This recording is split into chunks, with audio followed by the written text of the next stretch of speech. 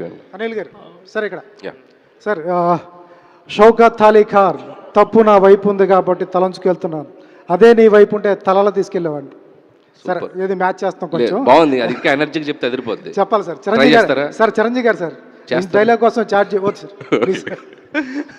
Sir అందరూ అడిగేదే రెగ్యులర్గా కాకపోయినా అనిల్ రావుపూడికి ఎలా సాధ్యపడుతుంది? ఎందుకంటే ఎవరు ప్రమోషన్కి రాని నయనతారని ఎయిర్పోర్ట్ నుంచి కార్లో తీసుకొస్తూ ప్రమోషన్ చేయించారు. మిగతా డైరెక్టర్లు అయితే చాలా బాధపడుతున్నారు సార్, ఇంత ప్రమోషన్ ఎలా కుదురుతుంది, అనిల్కి ఎలా ఇస్తారు అని ఎలా కుదురుతుంది సార్? వాళ్ళకి ఏం చెప్తారు వాళ్ళకి? అలాగే చిరంజీవి గారిని సిటీ బస్ ఎక్కించారు, అది ఎలా సాధ్యపడుతుంది, ఎలా చెప్తారు, ఎలా కన్విన్స్? అంటే సో నేను ఫస్ట్ చాలామంది అడిగారు నయనతార ఎలా ఒప్పుకుందంటే నా టైం బాగుండి ఒప్పుకుంది అంతే. సో నేను చెప్పిన టైం బాగుంది, గ్రహ బలాలు బాగున్నాయి, ఒప్పేసుకుంది. సో అదొకటి, అది కాక కాన్సెప్ట్ అమ్మాయికి బాగా నచ్చింది. సో అది అయింది. ఇకపోతే చిరంజీవి గారు గుర్రాన్ని ఎక్కించాం, గుర్రం పట్టుకున్నారు ఆయన, స్కూల్ బస్ అంటే సాంగ్లో ఒక ఫ్లాష్ బ్యాక్లో వచ్చే పాట ఇది. అంటే ఒక ఫ్లాష్ బ్యాక్ అంటే పెద్దది కాదు, ఎలా వీళ్ళిద్దరు కలిశారు అనే ఒక చెప్పే కథలో వచ్చే ఒక బ్యూటిఫుల్ సాంగ్.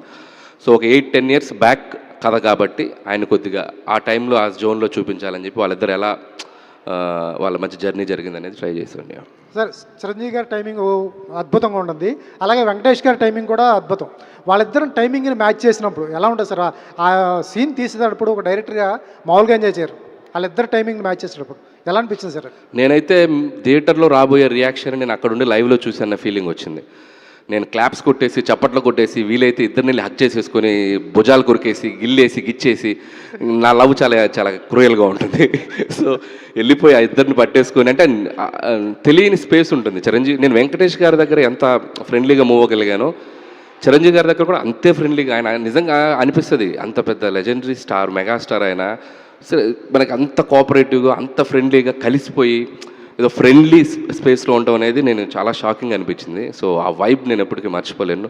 అండ్ షూటింగ్ స్పాట్లో వాళ్ళిద్దరితో కలిసి మేము ఒక 10 days పనిచేసాం చిరంజీవి గారు వెంకటేష్ గారితో. నా కెరియర్లో, నా లైఫ్ టైంలో ఆ 10 days every moment, every second నేను ఎప్పటికీ మర్చిపోలేను. సార్ చిరంజీవి గారు నచ్చితే ఒక లుక్ ఉంటుంది, సీను నచ్చకపోతే ఇంకో లుక్ ఉంటుంది, ఎప్పుడన్నా రెండు చూసారా?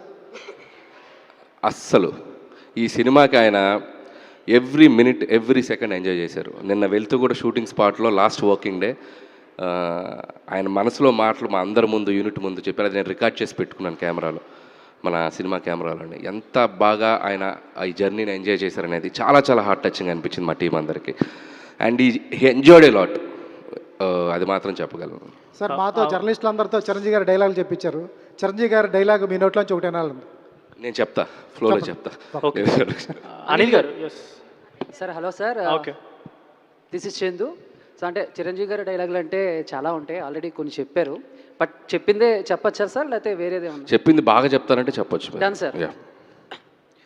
కాశీకి పోయాడు, కాషాయం మనిషి అయిపోయాడు అనుకున్నారా?